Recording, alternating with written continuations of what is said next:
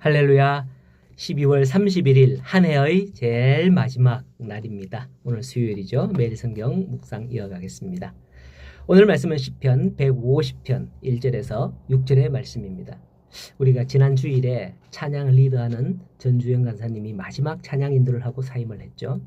그때 찬양을 하면서 중간에 목소리로만 찬양하겠습니다 라고 해서 한 소절을 온 성도들의 목소리로 함께 찬양했던 게 기억이 납니다. 여러분들은 어땠나요 그때? 왜 목소리로만 찬양하자고 하지? 이상하게 생각을 했나요? 아니에요. 세상의 모든 악기보다도 가장 아름다운 악기는 하나님께서 주시는 바로 이 사람의 목소리가 아닐까 그렇게 생각이 되어집니다. 지난번 추수감사 때와 성찬 찬양 때에 우리가 많은 팀들이 찬양하고 하나님께 영광 돌렸잖아요. 그 중에서도 보면 일산누림교회와 함께 했었는데 일산누림교회 무슨 브라더스지? 그 형제들이 비트박스를 하는 걸 보셨을 거예요. 와, 입에서 이렇게 저는 흉내도 못 내겠어요. 어떤 저런 비트박스 악기 소리가 나지? 정말 신기하고 그랬을 거예요. 사람의 목소리는 모든 악기보다도 가장 아름다운 목소리다라고 세상 사람들은 말을 합니다. 혹시 여러분들이 악기를 연주하지 못해도 입에서 나오는 찬양은 세상의 모든 악기보다도 가장 아름다운 찬양이라는 것을 아시면 좋겠습니다. 그래서 여러분들의 입으로 하나님을 찬양하는 우리 성도들이 되기를 바랍니다. 오늘 말씀은 시편 전체의 결론이며 대미를 장식하는 마지막 150편의 말씀이에요. 시인은 기나긴 시편의 여정을 마무리하면서 모든 백성들에게 하나님을 찬양하라 할렐루야 외치고 있습니다. 그렇게 하나님을 찬양하는데 장소를 막론하고 어떤 악기를 막론하고 모든 것을 동원하여 찬양하라는 그런 내용이 나오는 거예요.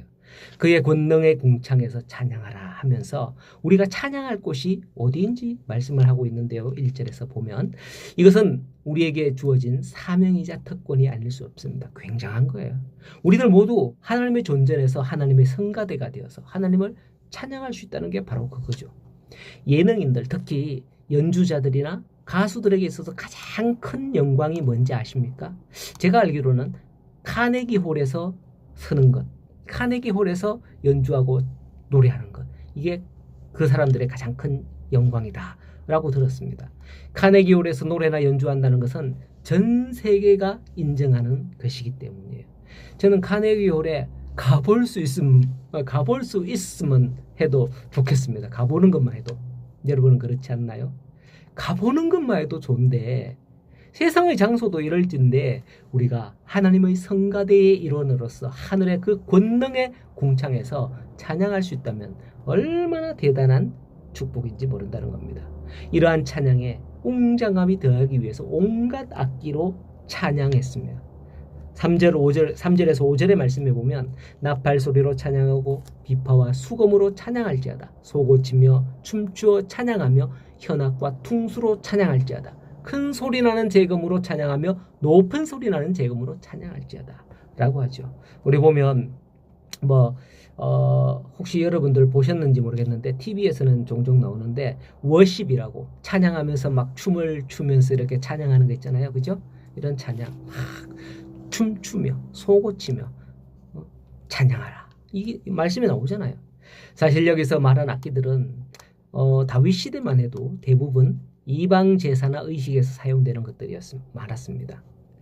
이런 악기를 예배에 사용하도록 최초로 시도한 사람이 바로 다윗이다라고 알려져 있어요. 이것을 두고 성경 한 켠에서는 다윗이 자기를 위하여 악기를 만들었다라는 등 이런 말이 있습니다만은 어쨌거나 다윗은 이방신을 숭배하기 위해 사용하던 그 악기들조차도 하나님을 찬양하는데 사용하는 악기로 전환시키는 것을 볼 수 있는 거죠. 제가 지난 12월 25일 성탄 설교에 있어서 원래 12월 25일이 어떤 날이라 그랬죠? 태양신을 섬기는 태양신의 탄생일이지만은 기독교가 득세하던 3세기경에 이 날을 기독교의 성탄절로 삼으면서 태양신의 날이 이제 거기 덮여져서 유명무실해졌고 기독교가 왕성하게 되었다라는 말씀을 드린 적이 있는데 그와 같은 거예요. 교회에서 피아노, 기타, 드럼 등등 이런 걸 가지고 예전에는 찬양 못했습니다. 오히려 어른들이 얼마나 이런 것들 딴따라나 하는 것이지 하면서 교회는 드렸으면 안 된다고, 교회에다 드리면 안 된다고. 제가 어릴 때만 해도 그랬거든요. 어른들 얼마나 그런 어른들이 많았는지 몰라요. 그러나 오늘날에 그 모든 것은 하나님을 찬양하는데 아주 없어서는 안 되는 악기가 되어버렸잖아요. 어떤 악기라도 하나님을 찬양할 수 있다는 게 오늘날 아닙니까? 이처럼 다윗 또한 무가치한 것들을 가장 가치 있는 것으로 탈바꿈시킨 게 아닌가 생각이 되어집니다. 다윗은 온갖 악기로 찬양하며 하나님을 찬양함에 있어서 최고의 찬양이 되도록 만들었던 거죠. 이것은 우리 모든 성도들과 교회가 본받아야 할 그런 정신, 그런 모습이 아닐까 생각이 되었습니다. 이제 시편을 마치는 가장 마지막 절을 보면 호흡이 있는 자마다 여호와를 찬양할지어다 할렐루야라고 이렇게 마칩니다. 호흡이 있는 자라고 하죠. 하나님께서 사람을 창조하시고 그 코에 뭐를 생기를 불어넣어 줬잖아요. 바로 이게 생기를 불어넣어 준 거, 숨, 이게 호흡이라는 거예요. 호흡을 주신 첫째 되는 이유는 하나님을 찬송케 하기 위함이다라는 거예요. 이사야 43장 21절 말씀에 그것을 말씀하고 있는데요. 어떤 말씀이 있느냐? 이 백성은 내가 나를 위하여 지었나니 나를 찬송하게 하려 함이니라 라고 말씀을 하셨어요. 그 호흡은 하나님께서 사람을 헐구로 지으시고 생기로 불어 넣어주신 그 호흡입니다. 그 호흡으로 내가 해야 할 가장 본질적인 일은 찬양이라는 거죠. 입으로, 마음으로, 삶 전체로 하나님을 찬양하는 것, 바로 이것이 우리의 삶의 이유와 목적임을 잊지 말아야 되겠습니다. 우리 성도 여러분, 올 한 해는 다 갔습니다마는 내년에 26년도에는 내 삶의 목적이 이와 같게 되기를 바랍니다. 이제 오늘도 찬양하며 이 한 해를 마무리하고 또 찬양하며 한 해를 맞이하는 우리 모든 성도님들 되기를 소원합니다. 행복한 한 해 잘 마무리하시고 새해 복 많이 받으세요.